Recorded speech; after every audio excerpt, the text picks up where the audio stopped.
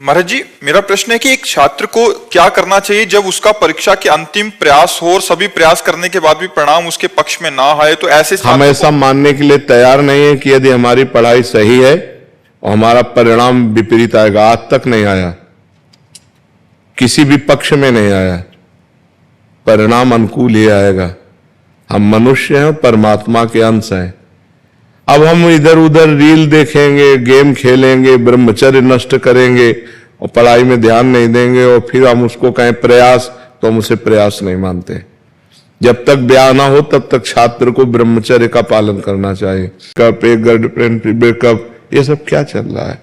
अब इसके बाद तुम कहो कि तुम्हारी बुद्धि शुद्ध रहे, तुम पढ़ाई में बहुत अच्छे नंबर लाओ।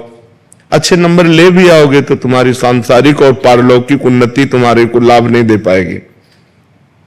तुम चिंता, उद्वेग, भय इससे युक्त हो जाओगे क्योंकि पाप कर्म कर रहे हो। मान लो आपके ग्रंथ तो इतने इतने हो सकते हैं, हमारे मोटे इतने इतने ग्रंथ हैं। उपनिषद देखो, महाभारत देखो, 6-6 खंडों में, और शास्त्र तो भरे पड़े हैं ना। तो अब जिस विषय में लगे उस विषय में लगे।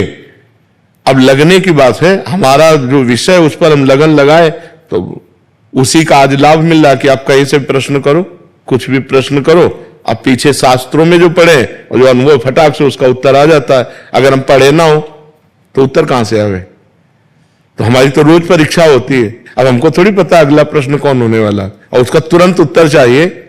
उसका उत्तर ये थोड़ी कि रुको रुको थोड़ा हम पढ़ लेने, तुरंत उत्तर। उस शास्त्र से वो तुरंत कनेक्शन फिट हो जाएगा। अमुक शास्त्र में इसका उत्तर ये लिखा हुआ था, उसका शब्दावली भले बदल जाए लेकिन बात वही होगी। तो आप लोगों की पढ़ाई के तो एक नियत ग्रंथ है, एक नियत पढ़ाई है कि साल भर आप इस विषय को तैयार कीजिए और फिर आपको उसमें उत्तीर्ण होना। तो बहुत सरल बात है, 365 दिन आपको तैयार करना है और उसको अगर हम मानसिकता में बैठा ले तो कंठस्थ कर ले। हमें नकल की जरूरत थोड़ी है। और अगर हम सही उत्तर देंगे तो हमें लगता है हम फेल कैसे हो सकते हैं।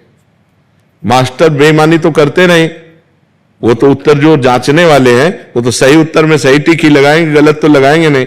तो हमारी कमजोरी दूर होनी चाहिए। हम ब्रह्मचर्य से रहें, कोई नशा ना करें, माता पिता का आदर करें, भगवान का नाम जप करें और स्वाध्याय करें। अगर उन्नति ना हो जाए तो हमसे बता दो।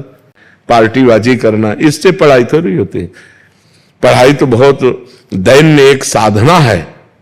पढ़ाई जो पढ़ना एक साधना है। जब तक वो साधना के रूप में नहीं करोगे तब तक विद्या एक सरस्वती जी तुम्हारे माइंड में कैसे बैठेंगे? तो इसलिए सही आचरण करो और निराश मत हो, नाम जप करो।